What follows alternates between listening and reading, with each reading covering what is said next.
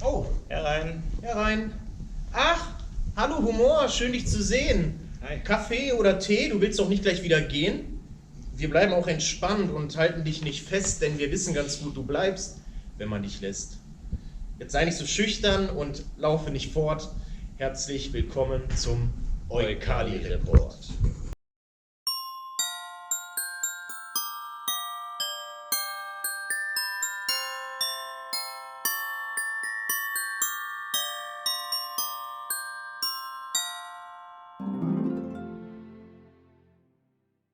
Wer die letzten Eukali-Reports geschaut hat, hat festgestellt, wir haben in der letzten Zeit sehr viel über dich gesprochen, lieber Humor. Wir haben über Spaß mit Familie und Freunde gesprochen.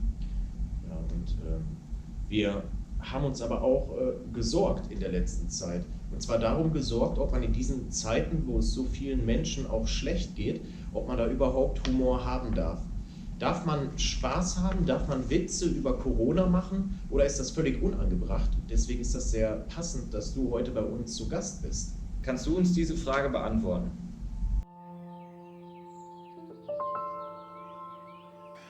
Ich will es versuchen.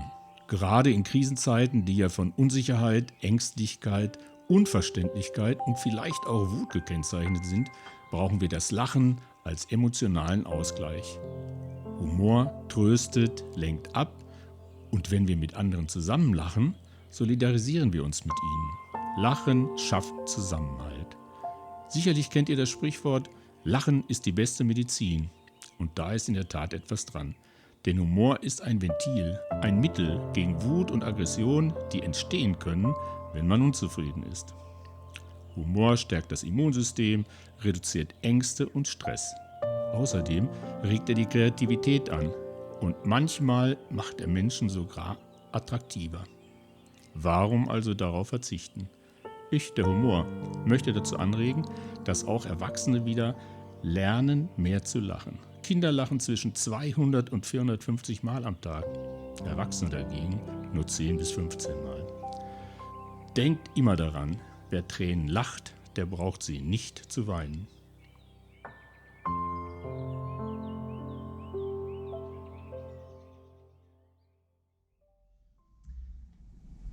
Ja, das ist doch schön zu hören, dass wir sogar lachen sollen, dass Lachen auch oder gerade in schweren Zeiten wichtig ist und gut ist. Vielen Dank für deine Auskunft, lieber Humor.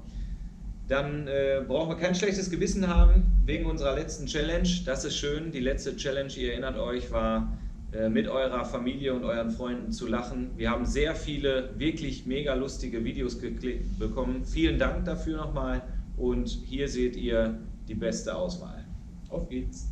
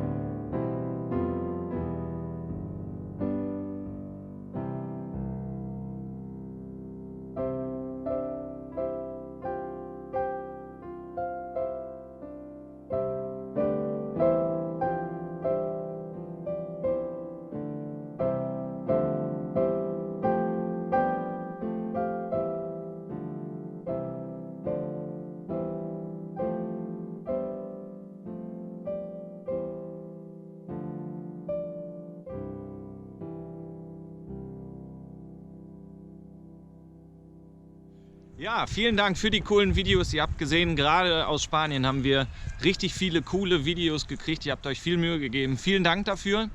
Wir haben eindeutig sehen können, dass ihr auch in der Corona-Zeit mit eurer Familie und euren Freunden mega viel Spaß habt. Und das ist, wie der Humor gerade schon erklärt hat, auch besonders wichtig. Mittlerweile haben uns auch unsere Kolleginnen und Kollegen unserer Partnerschulen besucht. Und da haben wir auch einige Eindrücke festgehalten, die wir mit euch teilen wollen.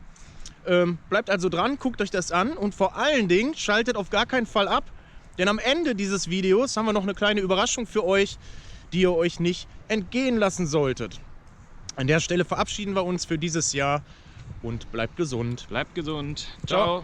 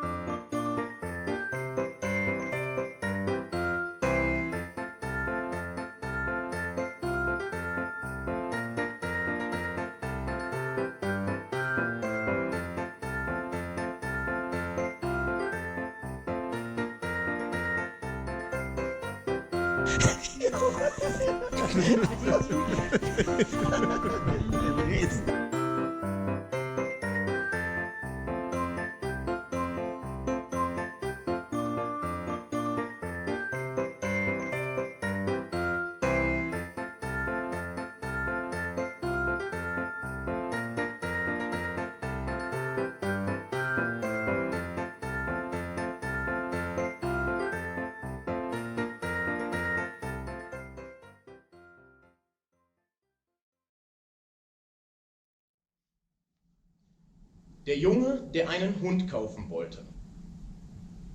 Auf einem Bauernhof hatte der Landwirt ein Schild an das Tor genagelt. Darauf war zu lesen: Hundebabys zu verkaufen. Dieser Satz lockte viele Kinder an und bald erschien ein kleiner Junge und fragte: Für wie viel verkaufen Sie die Welpen? Der Besitzer meinte zwischen 30 und 50 Euro. Der kleine Junge griff in seine Hosentasche und zog etwas Wechselgeld heraus. Ich habe 2,37 Euro. Kann ich sie mir anschauen? Der Bauer grinste und pfiff. Aus der Hütte kam seine Hündin namens Lady. Sie rannte über den Hof, gefolgt von 5 kleinen Hundebabys. Jeden z psiaków pozostawał daleko w tyle. Chłopczyk od razu dostrzegł kulejącego szczeniaka. Zapytał, co dolega temu maluszkowi. Mężczyzna wyjaśnił, że kiedy piesek się urodził, weterynarz stwierdził, że ma zwichnięty staw i będzie kulał do końca życia. Chłopczyk ucieszył się i zawołał: Chcę kupić tego pieska. Mężczyzna odpowiedział: Chcesz tego psa? Jeśli naprawdę go chcesz, dam ci go za darmo. Chłopiec był zmieszany. Spojrzał mężczyźnie prosto w oczy i powiedział: Nie chcę go za darmo. Jest wart dokładnie tyle samo, co pozostałe pieski i chcę zapłacić za niego pełną cenę. Vou dar-te 2,37 € e 50 cêntimos todos os meses até o pagar. O homem disse: Não precisava de lhe pagar, pois ele nunca seria capaz de saltar, correr ou brincar como os outros cães.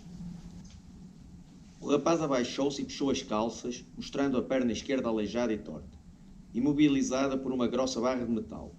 Olhou para o homem e disse: Bem, eu também não consigo correr direito. E o cachorro precisa de alguém que simpatize com ele. Mees hammustas oma alumist huult, pisarad valgusid tema silmadesse. Ta naeratas ja ütles: Poeg, ma loodan ja palvetan, et kõik kutsikad saaksid endale sellise peremehe nagu sina.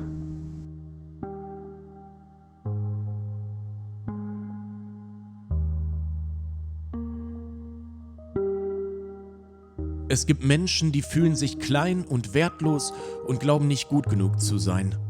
Falls du auch so denken solltest, nimm dir bitte Folgendes zu Herzen.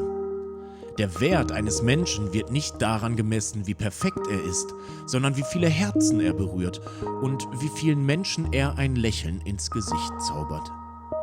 Es kommt nicht darauf an, welche Macken du hast oder wie du aussiehst, sondern darauf, dass dich jemand dafür schätzt, was du bist dich so akzeptiert, wie du bist und dich liebt, wie du bist. Kein Mensch ist perfekt, also hebe deinen Kopf hoch und blicke frohen Mutes in das kommende Jahr. Denn du hast jedes Recht dazu.